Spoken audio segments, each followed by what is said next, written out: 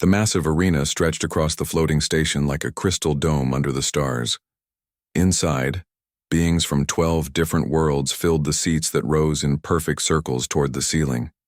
Their voices mixed together in a sound, like rushing water as they waited for the combat trials to begin. Yuna Kim walked through the preparation tunnel with steady steps. Her simple black uniform looked plain next to the bright armor and glowing weapons she had seen other fighters carrying. She could hear the crowd above getting louder as each warrior was announced. Behind her, Taemin Park checked his datapad for the third time in 5 minutes. His hands shook slightly as he scrolled through the tournament information. As Earth's ambassador to the Galactic Combat Federation, he had fought hard to get humanity a place in these trials. Now he wondered if he had made a terrible mistake. "Delay. Crowd sounds bigger than last year," Yuna said without turning around. Her voice was calm, like she was talking about the weather instead of walking toward a fight that could kill her. 12 billion beings are watching across the galaxy, Taemin replied. "This is the most important combat tournament in known space. The winner's species gets a permanent seat on the Defense Council and first choice of new colony worlds." Yuna nodded but did not seem worried. She had been Earth's best hand-to-hand combat specialist for 8 years running. She had trained with every fighting style humans had developed over thousands of years. But Earth had never faced anything like this before. The tunnel opened into a staging area where the other fighters waited. Yuna stopped walking and looked around. She had studied files about these beings, but seeing them in person was different. Kai Zento stood in the center of the room. The Vextar warrior was 9 feet tall with green scales that looked like armor plating. Plasma cannons were built right into his arms, and his yellow eyes tracked every movement around him. 3 tournament victory medals hung from his thick neck. When he saw Yuna, his mouth split open to show rows of sharp teeth. "So this is the human," he said in the common galactic language. His voice sounded like rocks grinding together. "I heard your species was small, but this is amusing even for me." Near the far wall, Thrum cleaned his blade arms with careful movements. The Chitauri looked like a giant insect that had learned to walk on 2 legs. His forearms ended in razor-sharp claws, and biomechanical parts had been grafted onto his natural exoskeleton. Red compound eyes turned toward Yuna and seemed to count how many pieces he could cut her into. A floating creature that looked like a jellyfish made of light drifted over the group. This was the tournament overseer, one of the ancient ethereals who had organized these trials for 1,000 years. "Warriors of the galaxy," the ethereal said without moving its mouth. Its words appeared directly in their minds. "Today you fight for the honor of your species and the future of your worlds. The rules are simple. Victory comes by surrender or inability to continue fighting. All weapons and enhancements your species has developed may be used. There are no other limits." The creature's glow grew brighter as it continued. "The tournament will use single elimination. Lose once, and your species waits another 5 years. For the next trials, the arena environment will change for each match to test different skills." Holographic displays appeared in the air showing the tournament bracket. 12 warriors from 12 worlds, each representing millions or billions of their people. Yuna found her name matched against Thrum for the first round. The other fighters began talking among themselves, but their conversation stopped when they looked at Yuna. She carried no weapons they could see. No energy shields glowed around her body. No mechanical parts had been added to make her stronger or faster. She looked exactly like what she was, a human woman in simple clothes. "Where are her weapons?"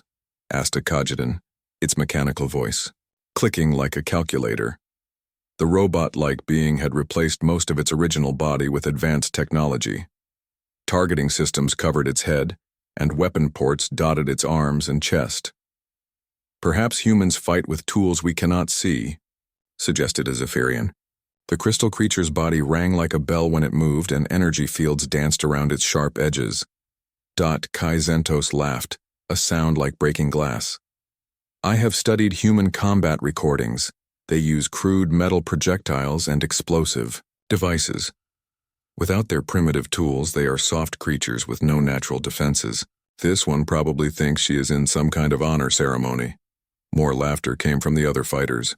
Even Thrum made a chittering sound that might have been amusement. "Human," Kai Zentos called out, his voice carrying across the staging area. "Do you understand what happens here? This is not a game or a ritual dance. We fight until one cannot continue. Many warriors have died in this arena." Yuna turned to face him.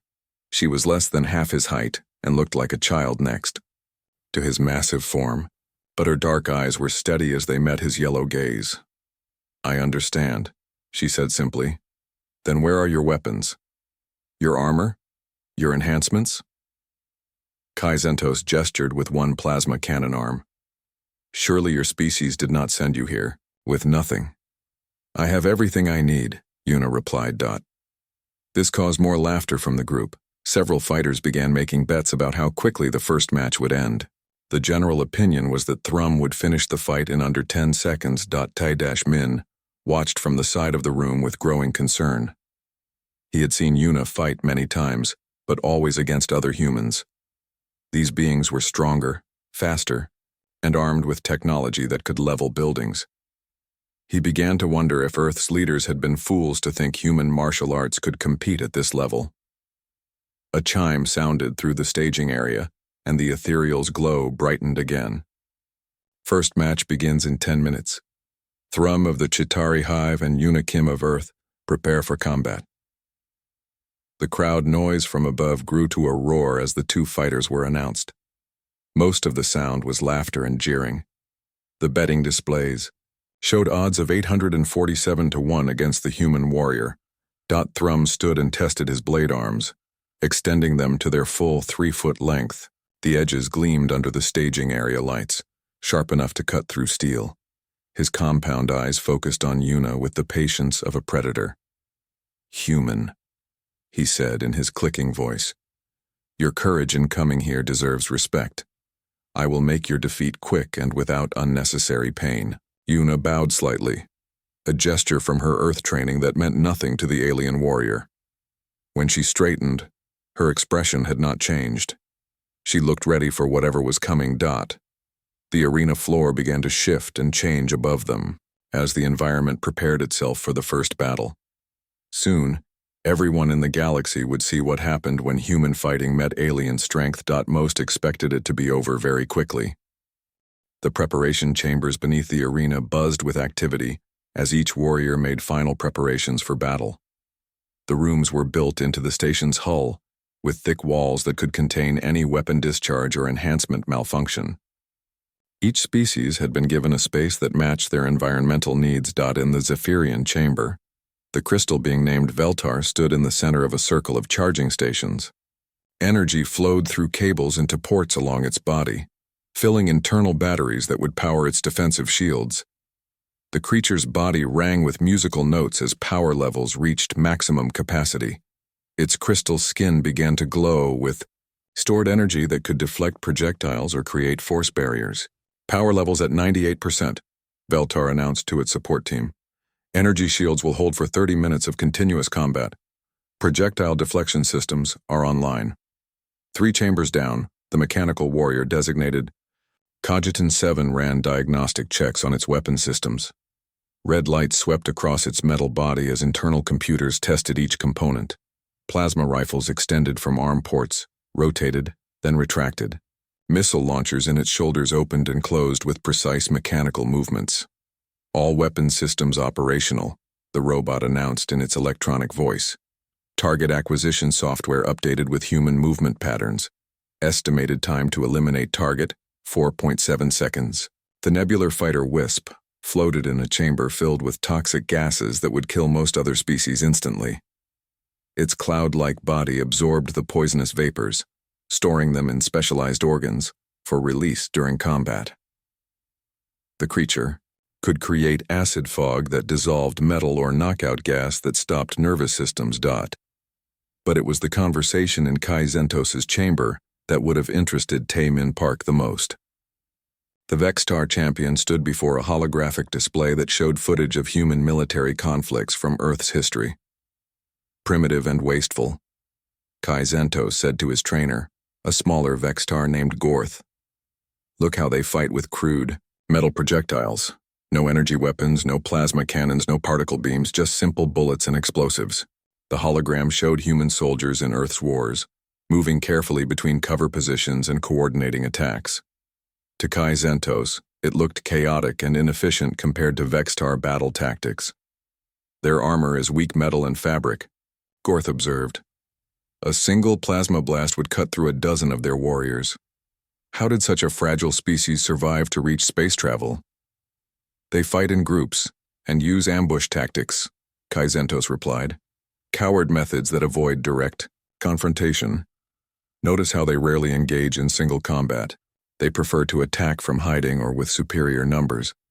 The footage changed to show human martial arts demonstrations from various Earth cultures. Fighters moved through forms and techniques that had been developed over thousands of years. But to the Vextar warriors, it looked like elaborate dancing. What is this nonsense? Kai Zentos laughed. They wave their hands and kick the air. Is this supposed to be combat training? Perhaps it is some kind of religious ceremony, Gorth suggested. Many primitive species have ritual movements they perform before battle. Kai Zentos zoomed in on footage of a human breaking wooden boards with bare hands. Look at this weakness. They celebrate breaking dead wood. My plasma cannons could vaporize entire trees.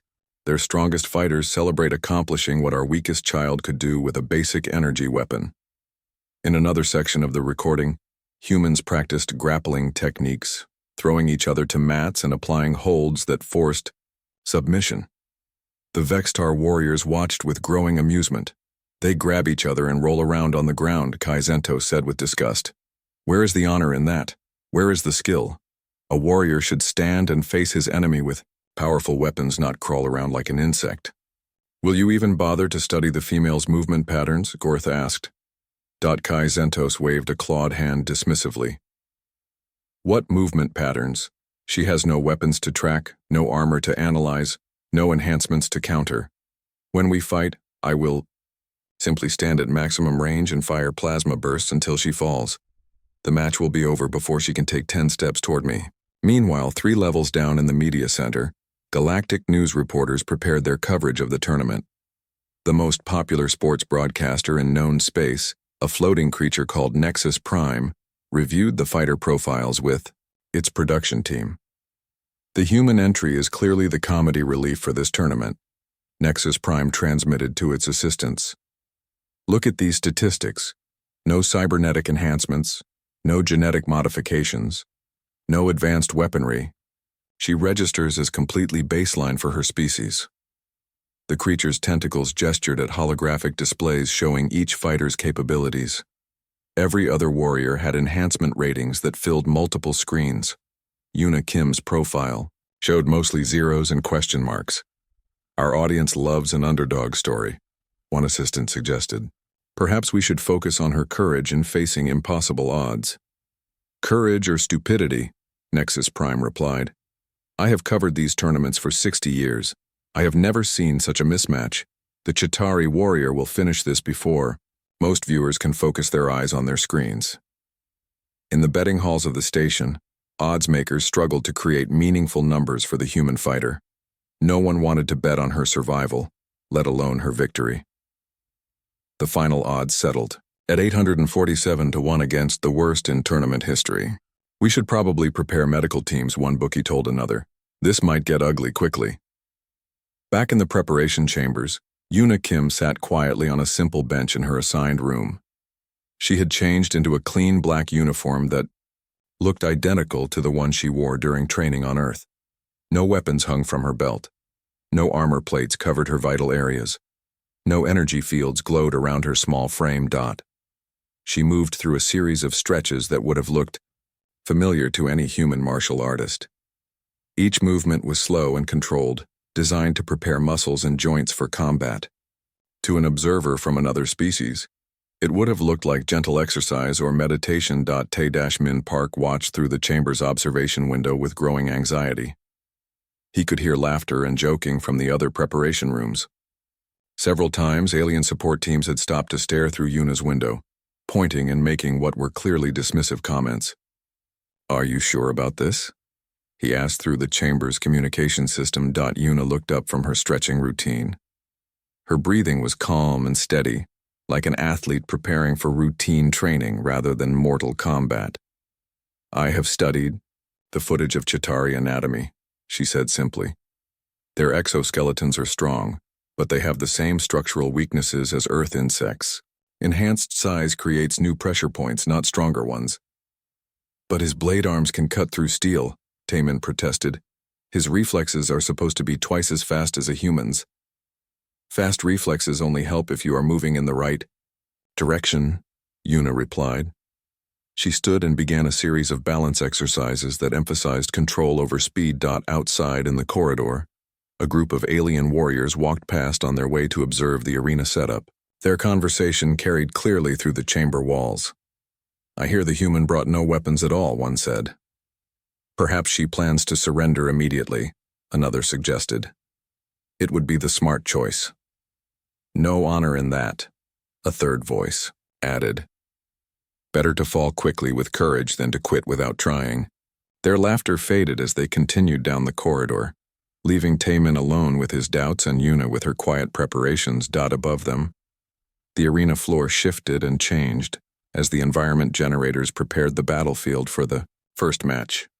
In less than an hour, the galaxy would learn what happened when human fighting arts met alien strength and technology. Most expected the lesson to be very brief and very one-sided. The arena floor completed its transformation as Yuna and Thrum entered through opposite gates. What had been a smooth metallic surface now resembled a rocky canyon with jagged walls rising 30 feet on both sides. Loose stones scattered across, the ground would make footing uncertain, while narrow passages between rock formations created hiding spots and ambush points. The crowd's roar hit them like a physical force. 12 billion beings across the galaxy watched through holographic displays as the two fighters took their positions. In the viewing boxes above, alien dignitaries leaned forward in their seats. Most were already discussing what the second match would look like, assuming this one would end too quickly to be interesting. Thrum entered first, and the crowd cheered for the favorite. The Chitauri warrior stood 8 feet tall in the center of the arena, his forearms spread wide to show off the gleaming blade extensions. Each arm ended in 3 feet of razor-sharp metal that had been grafted onto his natural claws. Biomechanical enhancers ran along his exoskeleton like silver threads, boosting his already impressive speed and strength. His compound eyes tracked in multiple directions at once, a hunting adaptation that let him watch for threats from any angle. The red surfaces reflected the arena lights like a dozen tiny mirrors. When he moved, servo motors in his enhanced joints hummed with power that could drive his blade arms through solid steel. "Behold the champion of the Chitauri Hive," announced Nexus Prime for the galactic audience. 4-time winner of the Sector 7 combat trials, veteran of 37 honor duels, enhanced with the finest biomechanical systems his species has developed. The cheering grew louder as Thrum raised all 4 arms above his head and extended his blade weapons to their full length. The display drew appreciative clicks and whistles from the insectoid species in the audience. Then Yuna walked through the opposite gate and the cheering turned to laughter. She looked even smaller in the vast arena space, a lone human figure in simple black clothing. No weapons gleamed at her sides. No armor plates caught the light. No enhancement ports or cybernetic parts marked her as anything more than a completely baseline member of her species. And representing Earth, Nexus Prime continued with barely concealed amusement. Yuna Kim, a practitioner of what humans call martial arts. She carries no visible weapons or enhancements and appears to be relying entirely on her species' natural capabilities. The laughter grew louder. In the VIP section, several alien ambassadors shook their heads in sympathy for Taman Park, who sat rigid in his chair with his hands clenched into fists. Yuna walked to the center of the arena with steady steps, seemingly unbothered by the noise or the size of her opponent. When she stopped 20 feet from Thrum, she bowed slightly in the traditional manner of Earth martial artists. The gesture meant nothing to the Chitauri warrior, who saw it as some kind of submission ritual. "Human," Thrum said in the common galactic language, his voice carrying clearly through the arena's sound amplifiers. "You show courage by coming here, but courage without strength is meaningless. I will grant you a quick death out of respect for your bravery." The crowd appreciated this. Display of warrior honor. Several species began chanting Thrum's name in their native languages. Una straightened from her bow and looked up at the towering insectoid. Her dark eyes showed no fear, only the calm focus of someone who had prepared for this moment for years. I'm ready, she said simply. The ethereal overseer floated above the arena, its jellyfish form pulsing with light. When it spoke, its words appeared in every mind watching across the galaxy. Warriors, the trial begins now. The starting signal echoed through the arena like a bell tolling. Immediately, Thrum's enhanced reflexes kicked in. His biomechanical systems calculated the optimal attack pattern in milliseconds. Close distance quickly, strike with multiple blade arms simultaneously, end the fight before the human could attempt any desperate moves. He launched himself forward with tremendous speed, his 6 legs carrying him across the rocky ground like a charging tank. The blade arms extended to their full length and angled to strike from 4 different directions at once. No baseline humanoid could possibly dodge such an attack. The crowd began cheering for what they expected to be a spectacular finish. Holographic cameras zoomed in to capture the moment of impact from multiple angles. But something went wrong with Thrum's perfect attack plan. Una did not try to run away or dodge backward, as his combat computers had predicted. Instead, she moved forward, closing the distance even faster than he was. This confused his targeting systems, which had calculated strike angles based on her retreating or standing still. As his first blade arm swept toward where she should have been, Una dropped low and stepped inside his reach. The movement was so smooth it looked like she was dancing rather than fighting for her life. Thrum's enhanced reflexes, designed to track fleeing prey, struggled to follow her unexpected approach. His second blade arm adjusted its angle to strike downward, but Una was already moving again. She pivoted around his front leg with fluid grace, using his own charging momentum to help her reach his flank. The biomechanical enhancers that made him so deadly at long range became obstacles when she got close to his body. Thrum tried to turn and bring his rear arms into play, but his enhanced size worked against him in close quarters. The rocky terrain that should have favored his superior strength became treacherous as he tried to pivot quickly on uncertain footing. What happened next took exactly 3.7 seconds according to the arena's timing systems, though it felt much longer. To everyone watching, Una*S hand struck a specific point on Thrum's exoskeleton, just below his left shoulder joint. To most observers, it looked like a gentle tap that could not possibly hurt such a massive creature. But she had studied Chitauri anatomy for months, learning exactly where their biomechanical enhancers connected to natural nerve clusters. The impact disrupted the electrical signals between Thrum's brain and his enhanced limbs. His left arms suddenly went limp as their control systems flickered offline. He stumbled, confused by the unexpected system failure. Before he could recover, Una moved again. Her elbow found the soft joint between his head carapace and neck with surgical precision. The strike targeted a pressure point that existed in all insectoid nervous systems, enhanced or not. Thrum's compound eyes went dark as consciousness left him. The 8-foot warrior, built to withstand plasma blasts and explosive rounds, collapsed unconsciously to the arena floor from techniques that used his own anatomy against him. The arena fell completely silent. Medical drones swarmed onto the battlefield immediately, their sensors confirming that Thrum was alive and uninjured despite being completely unconscious. His biomechanical systems rebooted slowly as neural pathways reconnected. In the stunned quiet, Una stood over her fallen opponent and bowed again, this time in the direction of the audience. Then she walked calmly toward the exit gate as if nothing unusual had happened. The silence stretched for nearly 30 seconds before Nexus Prime finally found its voice. Winner by unconsciousness, Una Kim of Earth. The arena erupted in confused noise as 12 billion beings tried to understand what they had just witnessed. The replay screens around the arena lit up immediately as confused spectators demanded to see the fight again. Even slowed to 1/10 normal speed, Una's movements looked impossibly fast and precise. The holographic displays showed every angle, of the brief encounter while expert commentators struggled to explain what had happened. "I have never seen anything like this in 60 years of tournament coverage," Nexus Prime transmitted to its stunned audience. The Chitauri warrior had every possible advantage: superior size, enhanced reflexes, deadly weapons, and years of combat experience. Yet somehow, the human defeated him without using any visible weapons or technology. In the arena medical bay, Thrum slowly regained consciousness as his biomechanical systems came back online. Diagnostic scanners showed he had suffered no permanent damage, but the warrior's pride was badly bruised. Medical drones ran detailed scans to understand how a gentle strike had disabled his enhanced nervous system so completely. "What happened out there?"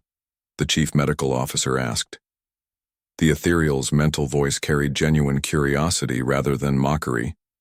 Thrum, S compound eyes, focused with difficulty as his natural reflexes fought against his cybernetic enhancers. "She moved wrong," he said in his clicking language. "My targeting systems calculated her position based on retreat patterns, but she advanced instead of fleeing. The computers could not adjust fast enough." "But how did such light strikes disable your enhancements?" the medical officer pressed. "Your biomechanical systems are designed to withstand combat damage far beyond what any baseline humanoid could deliver." "I do not know," Thrum admitted with shame. "She touched 2 points on my body and my systems failed. No enemy has ever done this before." Meanwhile, in the warrior preparation areas, the other fighters watched the replay footage with growing concern. What had seemed like an easy tournament bracket suddenly looked much more dangerous. Kai Zentos stood before his holographic display, running the footage again and again. His reptilian eyes tracked every movement as he tried to understand the human's technique. His trainer Gorth watched beside him with equal confusion. "She appears to have detailed knowledge of Chitauri anatomy," Gorth observed. "But how could a human study alien biology well enough to find such precise weaknesses?" "More importantly," Kai Zentos replied, "what does she know about Vextar anatomy? My fight is next, and I refuse to lose to this primitive trickery." The crystal warrior Veltar ran probability calculations in its quantum brain. The human demonstrated superior mobility and anatomical knowledge. However, her techniques appear to require physical contact. Maintaining distance should neutralize her advantages. Cogitan 7 processed the combat data through its mechanical mind. Error in previous assessment detected. Human capabilities were severely underestimated, recalculating combat parameters based on observed performance. But it was the conversation in the VIP viewing area that would have most interested the fighters below. Alien scientists and military leaders leaned forward in their seats, watching the replay with professional fascination. "How is this possible?" asked General Vorthak of the Stellar Defense Command. "Our intelligence reports indicated that humans were technologically primitive compared to established galactic species." Dr. Zenthari, the galaxy's leading expert on comparative anatomy, studied the slow-motion footage with glowing compound eyes. "I believe we have made a fundamental error in understanding human development. We assumed their lack of natural weapons or armor made them weak. But perhaps they developed something else instead." "What do you mean?" General Vorthak demanded. "Most species evolved specialized combat advantages," Dr. Zenthari explained. "We developed claws, venom, armor plating, or electromagnetic abilities. But humans appear to have evolved something more subtle: the ability to understand and exploit the weaknesses of other species." On the arena floor, maintenance crews worked to repair the rocky terrain for the next match. Several technicians stopped their work to examine the spots where Yuna had struck Thrum, as if the stones themselves might hold some clue to her victory. In the human delegation box, Taman Park finally allowed himself to breathe normally for the first time in hours. Around him, alien ambassadors who had offered sympathy before the fight now looked at him with new respect and barely concealed worry. "How did your warrior learn about Chitauri biology?" asked Ambassador Kelth of the Rigel Consortium. "Such knowledge is closely guarded military intelligence. Humans are natural students," Taman replied carefully. "We have always been curious about other species and cultures. When we joined the galactic community, our scientists began studying everything they could learn about our new neighbors. But to gain such precise knowledge of nerve clusters and enhancement connection points, Kelth pressed, that would require years of detailed research. Taman nodded. Humans have been preparing for this tournament since we first learned of its existence. We may not have advanced technology, but we do have time and patience. Down in the betting halls, odds makers frantically recalculated their numbers. Yuna's victory odds improved from 847 to 1 to merely 200 to 1. It was still a massive long shot, but no longer the complete impossibility it had seemed an hour earlier. Should we stop taking bets on the human? One bookie asked his supervisor. Our cow, you insane? The supervisor replied. This is the most exciting tournament in decades. Everyone in the galaxy wants to bet on what happens next. In her preparation chamber, Yuna sat quietly as medical scanners verified that she had suffered no injuries during the fight. The examination was routine, but the medical staff could not hide their curiosity about her unmarked condition. No enhanced muscle density, no cybernetic implants, no genetic modifications, the medical officer reported to his assistants. She appears to be completely baseline for her species. How did she move with such speed and precision? Human martial arts training develops natural capabilities rather than adding artificial enhancements, Yuna explained patiently. We learn to use our bodies efficiently instead of making them artificially stronger. But surely there are limits to what natural training can accomplish, the medical officer protested. You defeated a warrior who had been mechanically enhanced beyond his species' natural capabilities. Enhancement can create weaknesses as well as strengths, Yuna replied. The more complex a system becomes, the more ways it can fail. Thrum's biomechanical parts made him powerful, but they also gave me new targets to strike. Outside her chamber, reporters from a dozen species waited for interviews. The human victory had become the biggest story in galactic sports news, and everyone wanted to understand how such an upset had occurred. But the most important reaction was happening in the tournament control room, where the ethereal overseers reviewed footage and prepared for the remaining matches. These ancient beings had organized combat trials for 1,000 years, and they had never seen anything quite like what the human had demonstrated. Should we adjust the tournament rules? Asked one ethereal. The human appears to be using techniques that were not anticipated when these trials were designed. No, replied the senior overseer. The rules state that warriors may use any abilities their species has developed. If humans have developed superior hand-to-hand combat techniques, then they have earned the right to use them. But the other species were not prepared for this type of opponent, the first ethereal protested. They trained to face weapons and technology, not anatomical precision strikes. Then they will learn, the senior overseer said with finality. Combat evolution has always been the purpose of these trials. If humanity has evolved in an unexpected direction, the other species must adapt or lose. Above in the arena, the second match was about to begin. Kai Zentos entered through the gate with his plasma cannons glowing at full charge. He had spent the last hour studying human anatomy files and developing a strategy that would keep Yuna at maximum range. But as he took his position in the center of the transformed battlefield, the Vextar warrior felt something he had never experienced before in combat. Uncertainty. For the first time in his career, Kai Zentos was not sure he would win. The tournament bracket continued to collapse around Yuna like dominoes falling in a perfect pattern. Her second match against Kai Zentos had lasted only slightly longer than the first, ending when she used the Vextar's own plasma cannon feedback to overload his weapon systems. The third fight saw Veltar's crystal armor turned against itself, creating resonance fractures that shattered the creature's defensive capabilities. By the time she reached the semifinals, the entire galactic community was paying attention. What had started as a comedy sideshow had become the most analyzed sporting event in recorded history.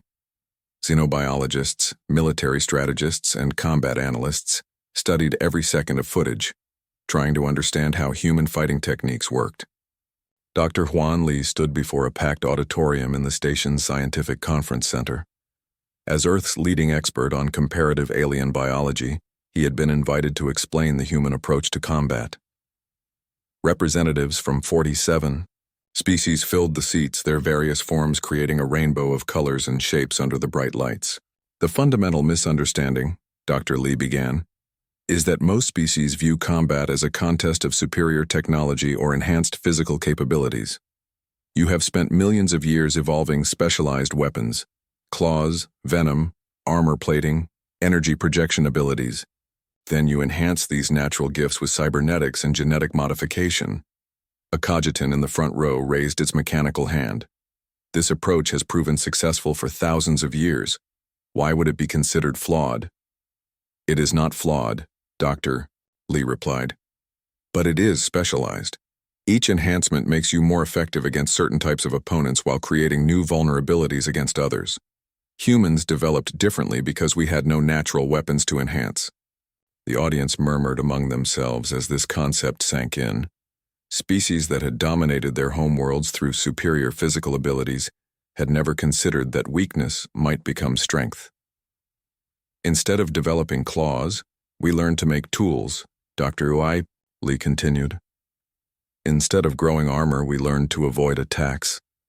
Instead of enhancing our bodies, we learned to understand the bodies of others.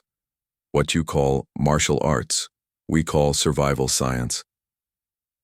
A towering metalloid warrior stood up in the back row.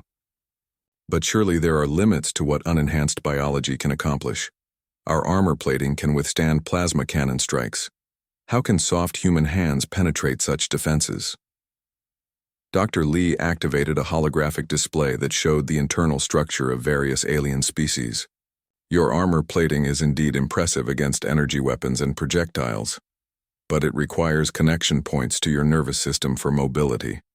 Those connections create pressure points that exist in all armored species. The display zoomed in on specific anatomical features as Dr. Lee continued.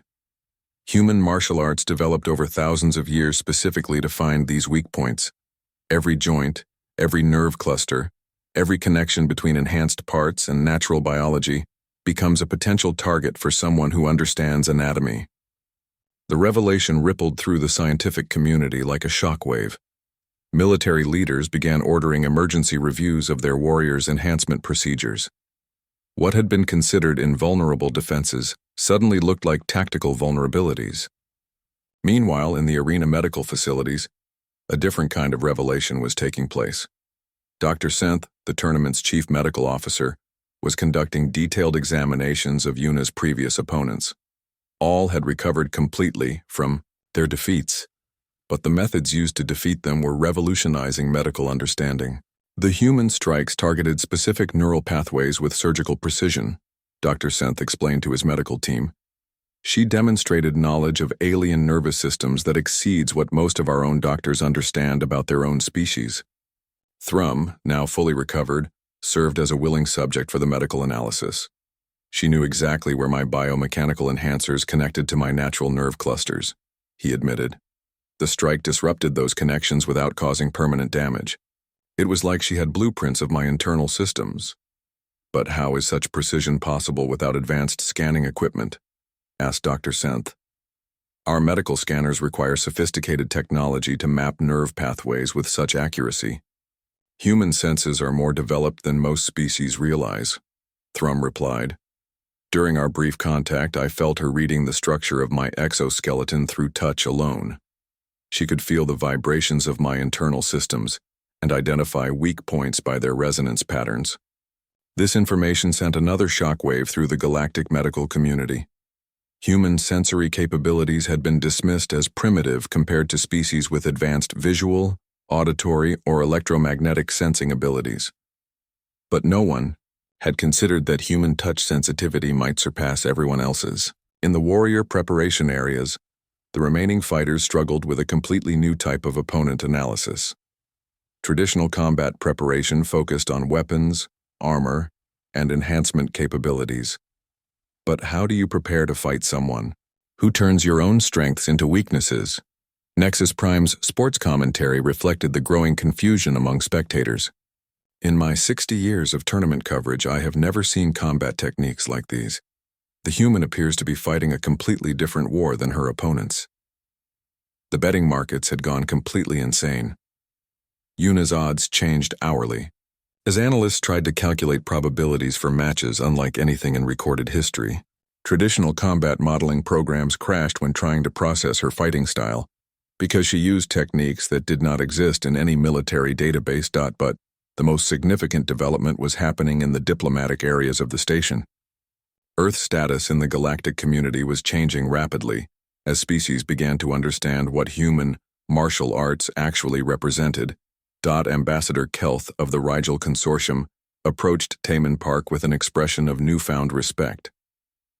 "We owe your species an apology. We assumed your lack of natural weapons made you weak. We did not realize you had developed something far more sophisticated." "What do you mean?" Taman asked, though he suspected he knew the answer. "Every species in the galaxy has warriors who are trained to fight their traditional enemies," Kelth explained. "But humans appear to have developed warriors who can adapt to fight anyone. That is not primitive technology. That is advanced strategy." Similar conversations were happening throughout the diplomatic quarters as alien governments began to reconsider their relationships with Earth. A species that could analyze and defeat any opponent using only natural capabilities represented a completely different type of military asset. In the research facilities, xenobiologists worked frantically to understand human sensory and analytical capabilities. What they discovered challenged fundamental assumptions about intelligence and adaptation. "Human brains process pattern recognition at levels we previously thought impossible," reported Dr. Zenthari to the assembled researchers. "They can analyze an opponent's movement, identify anatomical structures, and calculate optimal strike points in real time without mechanical assistance. But such processing power should require cybernetic enhancement," protested a Cogitan researcher. "Organic brains have computational limits." "Not if they are specifically adapted for such analysis," Dr. Zenthari replied. "Humans appear to have evolved brains that specialize in understanding other species rather than enhancing their own physical capabilities." The research data was transmitted across the galaxy, reaching universities and military academies on hundreds of worlds. Within hours, new courses were being designed to study human combat philosophy and its implications for galactic security. But perhaps the most important conversation was taking place in Yuna's preparation chamber, where she sat quietly before her semi-final match. A young reporter from the Galactic Sports Network had been granted a brief interview. "How did humans develop such advanced fighting techniques?" the reporter asked. "We had to," Yuna replied simply. "On Earth, humans were not the strongest or fastest predators. We survived by being smarter and more adaptable than our enemies. When we met other species in space, we applied the same principles." "Do you see your fighting style is superior to alien combat methods?" "Not superior," Yuna said thoughtfully. "Different. Every species developed techniques that work well for their own biology and environment. But humans had to learn techniques that work against everyone, because we never knew what we might face next." The reporter's next question would be quoted in history books for generations. "What does this mean for the future of galactic combat?" Yuna smiled slightly, an expression that somehow looked both gentle and dangerous. "It means everyone has a lot to learn. About combat, about each other, and about what happens when different approaches meet." Outside her chamber, the arena was being prepared for the semi-final match. Yuna would face Vextar champion Wraith, who had spent days studying human anatomy files and developing new strategies to counter her techniques. But, as she prepared for her most difficult fight yet, Yuna carried something her opponents lacked: the knowledge that human martial arts had been tested against every type of opponent Earth could produce and had survived for thousands of years. The galaxy was about to learn why. The championship match drew the largest audience in tournament history. Every seat in the massive arena was filled, while billions more watched from across the galaxy. The betting markets had given up trying to calculate meaningful odds, simply listing the fight as impossible to predict. For the first time in 1,000 years of combat trials, no one knew what would happen next. Yuna, quote, path to the finals had amazed even her supporters. The semi-final against Wraith had lasted longer than her previous fights, but ended the same way, with surgical precision strikes that turned the Vextar's own enhancements against him. Her reputation had grown from comedy relief to serious contender, to something approaching legend. Her final opponent was Drex Morthak, the reigning champion from the Corvani Empire. The massive warrior stood 12 feet tall and was built like a walking fortress. Thick armor plating covered every inch of his body except for small vision slits in his helmet. Weapon systems were integrated into his arms, shoulders, and back, giving him enough firepower to level a small building. The Corvani had won the last 3 tournaments through simple, overwhelming force. Their strategy never changed: advance steadily while firing continuously until nothing remained standing. No opponent had ever gotten close enough to engage Drex in hand-to-hand combat. As the two fighters entered the arena, the contrast could not have been more dramatic. Drex's heavy footsteps shook the arena floor with each movement, while Yuna walked silently beside him, looking like a child next to a giant robot. The crowd's reaction was split between excitement and disbelief that such a mismatch could occur. In a championship fight, the arena had been configured as an open plain with minimal cover, terrain that clearly favored the Corvani's long-range weapons. Several small rock formations dotted the landscape, but nothing large enough to provide meaningful protection from sustained heavy weapons fire. Nexus Prime's commentary reflected the galaxy's fascination with this unprecedented final. In 1,000 years of tournament history, we have never seen a championship match between opponents with such different fighting philosophies. The Corvani represent the pinnacle of weapons technology and armor enhancement, while the human represents pure technique and anatomical knowledge. In the VIP section, military leaders from dozens of species leaned forward in their seats. This was no longer just a sporting event. It had become a test of fundamental combat principles that would influence military strategy across the galaxy. Drex Morthak activated his weapon systems with a sound like thunder. Energy fields crackled around his armor as targeting computers identified every possible hiding spot in the arena. His voice boomed through external speakers built into his helmet. "Human warrior," he said in the common galactic language, "you have impressed many with your victories over lesser opponents. But I am not some enhanced insect or crystal creature with obvious weak points. I am a fortress of war built by the greatest military engineers in the galaxy." Yuna stood quietly in the center of the arena, looking impossibly small against the vast open space.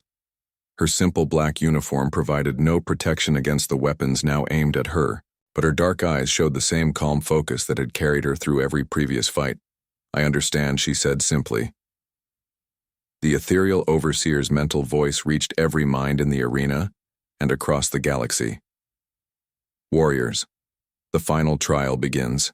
Now the starting signal echoed like a bell tolling, and immediately Drex's strategy became clear. He would not make the mistake of closing distance like her previous opponents.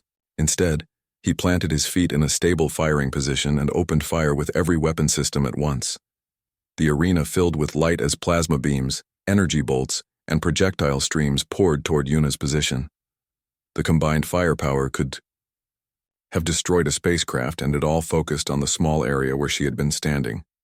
But Yuna was no longer there. She had moved the instant the starting signal sounded, not backward or to the sides as Drex's targeting computers expected, but at an angle that used the arena's slight terrain variations to break his line of sight. The massive barrage struck empty ground where she had been, throwing up clouds of dust and debris. Drex adjusted his aim and fired again, his targeting systems calculating her new position. But again, she had moved in a way that defied his combat programming. Instead of fleeing to the nearest cover, she used the dust clouds from his own weapon's fire to mask her approach. Impossible. Drex muttered as his sensors struggled to track her movement through the obscured battlefield. No organic creature can move with such precision under heavy fire. But Yuna had trained for exactly this scenario. Human martial arts had developed on a world where practitioners faced multiple opponents, environmental hazards, and weapons far superior to their natural capabilities. Reading terrain, Using cover and moving unpredictably under pressure were fundamental skills taught to every student. The dust began to clear, and Drex's sensors locked onto her position. She was closer than he had expected, but still well outside the range where her techniques had proven effective against other opponents. He concentrated his fire into a sustained barrage that would eliminate any possible escape routes. Yuna watched the pattern of his weapons fire with the analytical mind that Dr. Lee had described to the scientific conference. Every weapon had a firing rate. Every targeting system had limitations. Every armor design had requirements for mobility and sensor placement. She had studied Corvani military technology for months, learning not just what their equipment could do, but what it could not do. The key insight came from watching Drex's stance and movement patterns. His armor was indeed nearly impenetrable, but it was also incredibly heavy. The power systems that fed his weapons created heat signatures she could track even through his defensive fields. Most importantly, his targeting computers were designed to track fleeing opponents, not ones who advanced in ways that violated standard combat doctrine. As his next barrage began, Yuna moved again. But this time, instead of using the terrain to break contact, she used it to change her approach vector in a way that confused his mechanical systems. The targeting computers had been programmed with movement patterns from every known species, but humans apparently moved differently than anyone had expected. She closed the distance in stages, using each weapon's pause to advance closer while Drex's systems recalculated her position. His armor sensors detected her approach, but his programming insisted that no unarmored opponent would deliberately move toward heavy weapons fire. Warning: enemy advancing to close combat range. His suits, computer announced. Recommend immediate tactical withdrawal. Negative, Drex replied, his confidence returning. Let her come. Even if she reaches me, her techniques cannot penetrate Corvani armor. I will crush her like an insect. But as Yuna entered what his computers considered hand-to-hand range, something unexpected happened. Instead of trying to strike his armored surfaces, she moved around him in a pattern that kept her within his weapon minimum firing distances, while staying outside his armor's defensive fields. For the first time in his career, Drex discovered that his greatest strengths had become limitations. His weapons could not target enemies too close to his position. His armor was too heavy to turn quickly enough to track a fast-moving opponent. His sensor systems, designed to identify distant threats, lost resolution at point-blank range. Yuna hands found what she was looking for: the connection points where Drex's armor interfaced with his weapon systems. Corvani engineering was magnificent, but it still required physical connections between components. Those connections created pressure points that existed in all mechanical systems, enhanced or not. Her strike was precise and perfectly timed, delivered to a joint that carried both power conduits and data cables between his targeting computer and primary weapons array. The impact did not crack his armor, but it disrupted the connections inside it. Drex, S weapon systems flickered and went offline as his targeting computer lost communication with its firing mechanisms. For the first time in the match, the arena fell quiet except for the sound of cooling metal and electronic systems rebooting. System failure in primary weapons array, his suit announced helpfully, initiating emergency restart procedures, but Yuna was already moving to her next target. She had studied the power routing for his armor systems, learning where mechanical efficiency required vulnerable connection points. Her second strike found the joint that connected his armor's power distribution system to his mobility enhancers. Drex's massive frame suddenly felt even heavier as his powered assistance systems shut down. He was still protected by layers of advanced armor, but he was no longer a mobile weapons platform. He had become a very expensive statue. The arena crowd watched in stunned silence as the supposedly invincible champion discovered that his armor's life support systems were designed to prioritize weapon power over extended operation. Without his enhanced mobility, he could not maintain combat readiness indefinitely. I yield, Drex announced finally, his voice carrying defeat and something that sounded almost like admiration. Your victory is earned, human warrior. The arena erupted in noise unlike anything in tournament history. 12 billion beings across the galaxy tried to process what they had witnessed. The complete defeat of advanced military technology by Techno.